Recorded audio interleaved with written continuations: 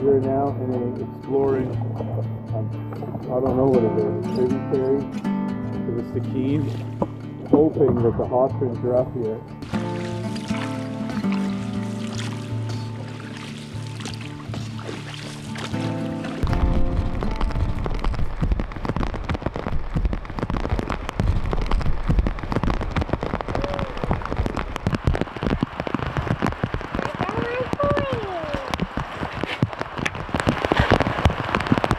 Well, and we paddled and paddled and paddled, and we couldn't find the hot springs anywhere.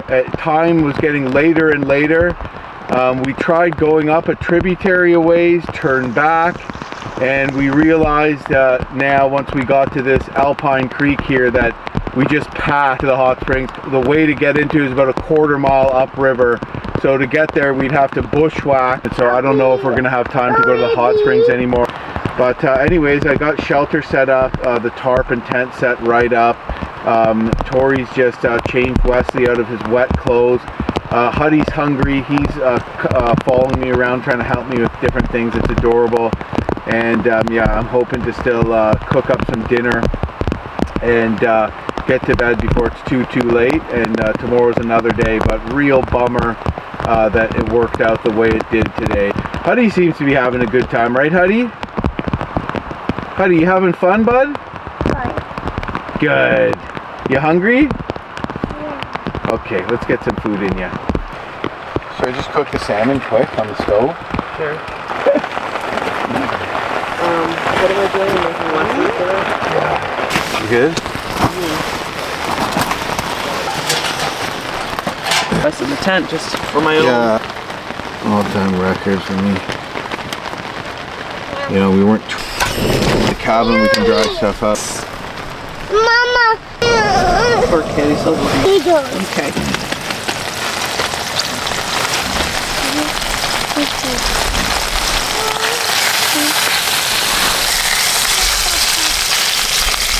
Oh, you want your hands clean?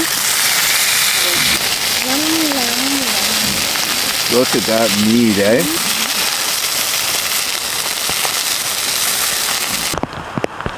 Honey, what's this? Fish.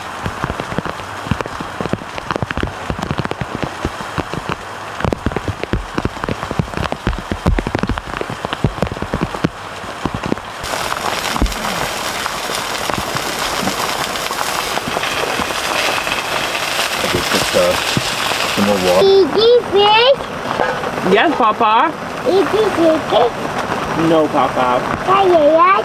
No, Papa. Up and down mud. Ha ha ha.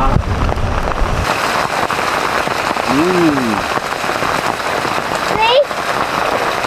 Yum. Fish! Well, morning interview, day 9 of our trip. The rain just hammered and hammered all night long. I woke up in the middle of the night and we were getting flooded. Tori and I had to wake up, throw all our stuff on higher ground, drag the tent over here. A lot of stuff got wet, but fortunately nothing got lost. So I gotta say, that's another first on this trip for me.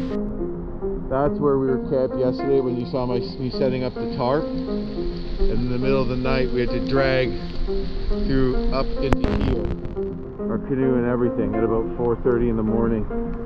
There's just been absolutely relentless rain on this trip, and we're trying to stay positive, but it's the weather's just been horrible. I tied the canoe up to here yesterday. I ended up having to drag it way up here.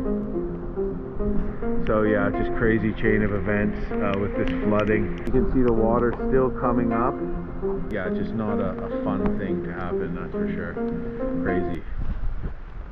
Huddy, what do you think about last night? Hey? What did you think about last night and all the running around in the middle of the night? Hey? Do you like canoe trips? Yeah. Yeah, you do. 1, 2, 3.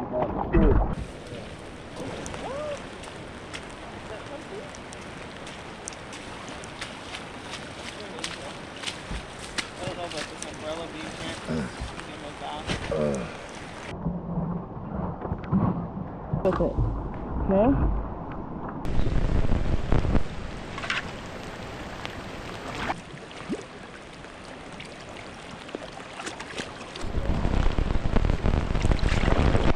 can't believe all the things that have happened on this trip, eh, hun? Like windstorm, never-ending rain, losing our canoe, getting flooded. 2 periods where there's been over 40 hours of, like, the first one was 40 hours of straight rain with a brief break before it picked up again. And now we're on to another stretch of 40-hour rain here. This looks challenging. Let's get far left of it. Paddle hard.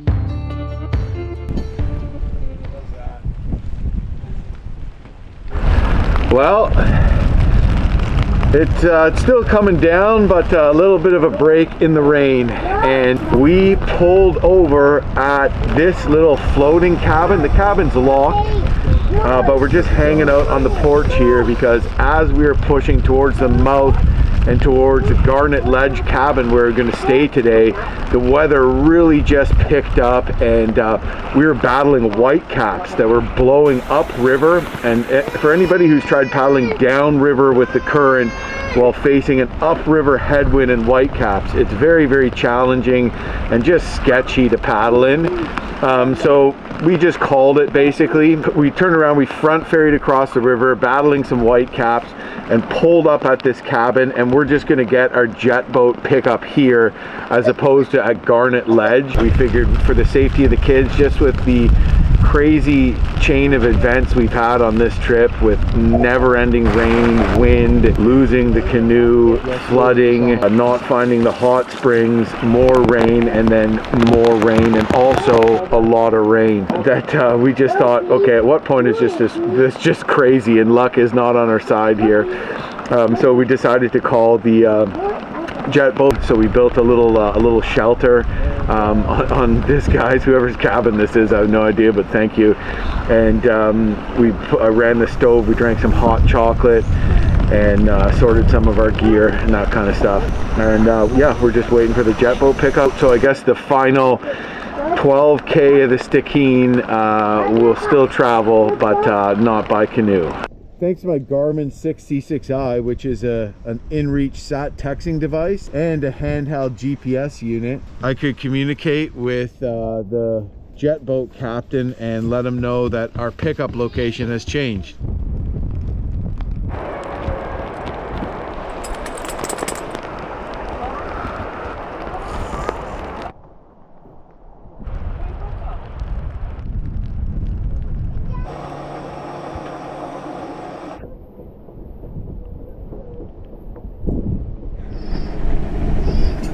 Well, that's it. Our ride just got here. We're out.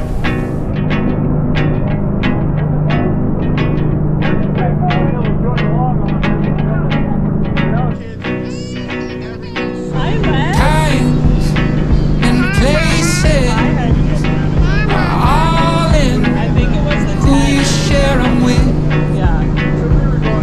It's life, pointing, joy in who you share it with.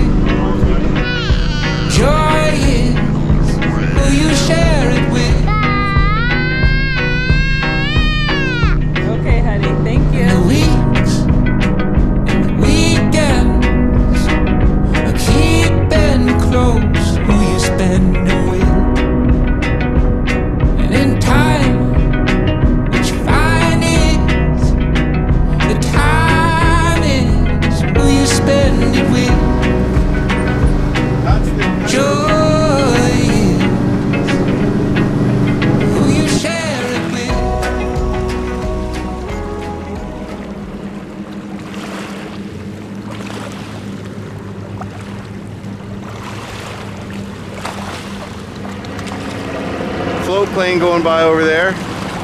Here we are at Glyphs Beach in Wrangell, Alaska.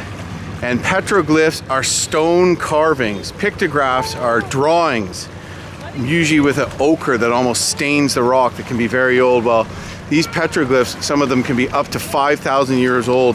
The ones that are built below the low tide line, which we just saw, and some above the high tide line aren't as old. And nobody can really agree on where they're from, where they were made. A bit of a mystery, really fascinating. Some people think that they're built by the ancestors of the Tlingit, whose oral history says they came down the Stikine in times when glaciation was way more significant and actually traveled through a glacier that crossed the river to resettle on the coast. There's other stories potentially of them arriving by boat or others arriving by boat. And who carved the really low ones that are below the low tide line when it was believed that the area was covered in glaciers and ocean levels were much lower then. So at that time they wouldn't have been below the high tide line. It's a mystery because a lot of people thought no one could have lived here at the time because it was covered in glaciers. So there's likely a glacier-free refuge in this area, but whatever it is, it's very fascinating. Look, you see this? This one is an orca. Okay. Yeah. There's a nose here, an eye, and mouth, and the fin. I see. Yeah. Okay. Some people think that this looks like a scared face, which represents the fear of enemies coming down the Stikine River, because when enemies came to attack, they come down in their war canoes down the river.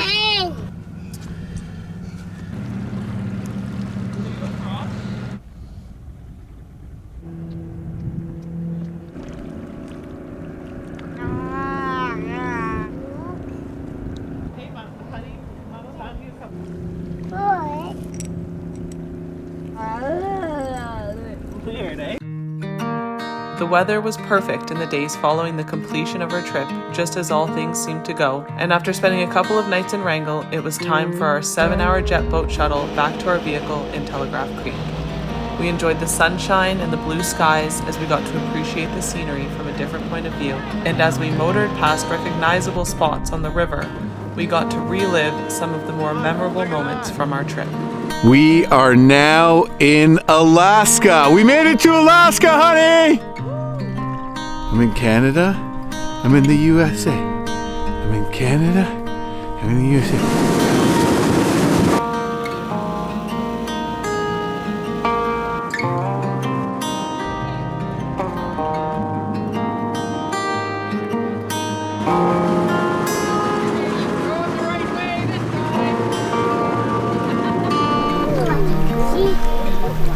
Where are you guys from? Coho Salmon.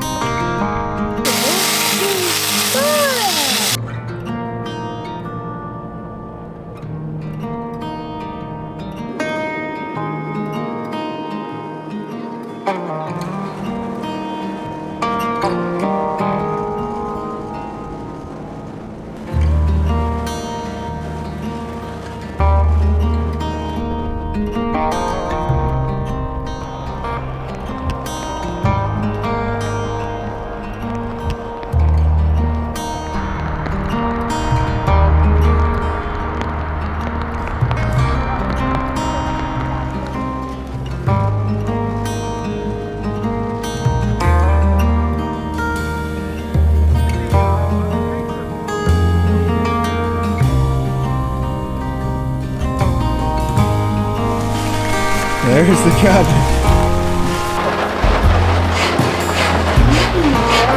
Of the world so hot, got a diamond in the sky.